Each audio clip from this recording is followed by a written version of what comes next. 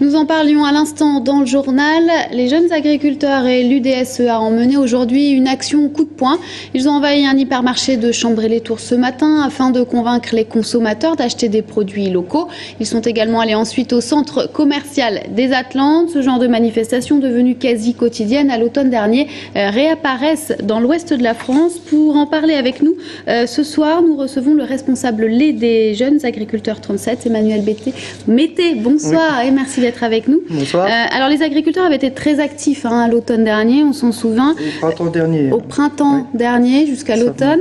Les éleveurs tout d'abord suivis par les autres. Oui. Est-ce que la situation s'est arrangée depuis ?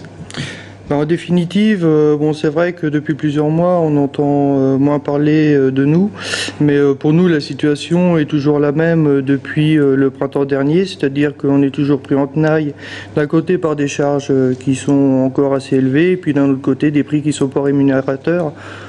Donc pour nous, la situation, elle ne s'améliore pas, je dirais même qu'elle se dégrade, parce que jusqu'ici, on avait encore un peu de trésorerie pour arriver à attendre une issue favorable. Mais bon, aujourd'hui, il y a quand même un bon nombre d'exploitations qui n'ont plus de trésorerie. Donc on a eu les plans d'aide, les plans d'urgence, mais bon, on est toujours dans la situation se dégrade. Nouvelle en date, un nouveau désaccord en fait la semaine dernière entre producteurs et industriels lors du Centre national interprofessionnel de l'économie laitière, voilà, pour trouver un accord sur la hausse du prix du lait. Oui.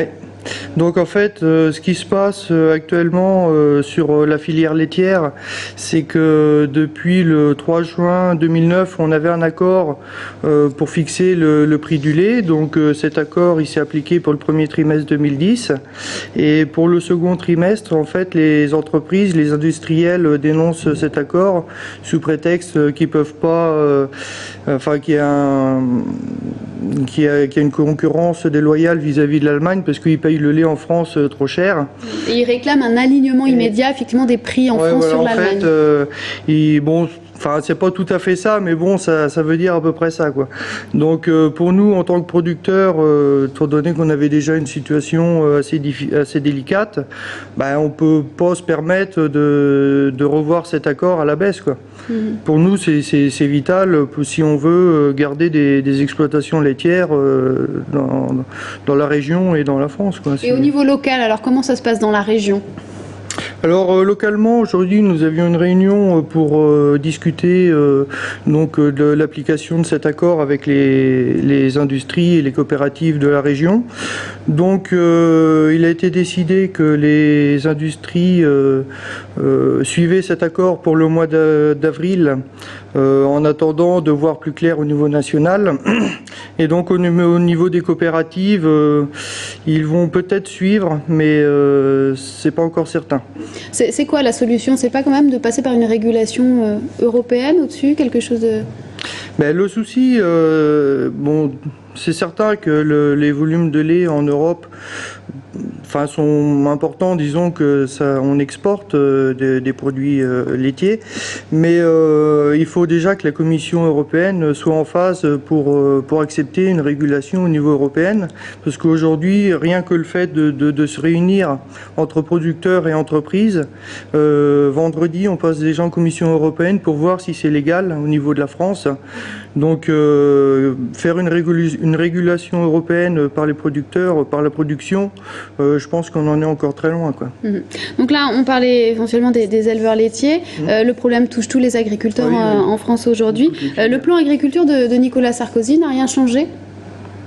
Disons que ce plan a permis de réinjecter de la trésorerie dans quelques exploitations, parce qu'il faut savoir quand même qu'il y a un bon nombre d'exploitations qui n'ont pas eu droit, mais c'est sous forme de prêts, et le souci c'est que les prêts, à un moment donné, il faut les rembourser. Ça ne règle pas les problèmes de fond. Ça ne règle pas les problèmes de fond qui sont, je dirais, des charges trop importantes, et en face des prix pas assez rémunérateurs pour arriver à tirer un revenu, quoi. On a vu également entre les deux tours des élections régionales, ici en région Centre, des actions de la part de votre syndicat, des campagnes d'affichage, notamment sur les affiches des candidats. Aucun des candidats n'a su répondre à vos inquiétudes ?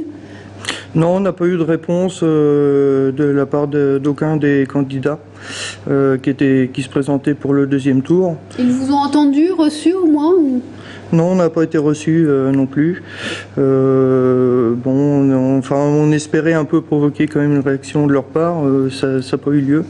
On trouve ça un peu dommage parce que bon, le monde agricole représente quand même une partie de la population. Alors, la majorité de gauche élue en région centre promet que 20% du budget agricole sera dévolu à l'agriculture biologique.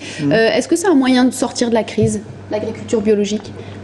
Ça peut être un moyen pour un certain nombre d'exploitations, mais il faut savoir qu'aujourd'hui, développer l'agriculture biologique, en face, il faut avoir les consommateurs qui aient le pouvoir d'achat pour les acheter. Parce qu'autrement, si c'est faire des produits biologiques au prix des produits, je dirais, conventionnels, pour nous, ça ne sera pas une solution, quoi. Alors c'est certain que, je pense qu'on a notre carte à jouer sur une partie de la production, mais de toute façon, c'est pas par là que passera la sortie de crise pour la majorité d'entre nous, quoi.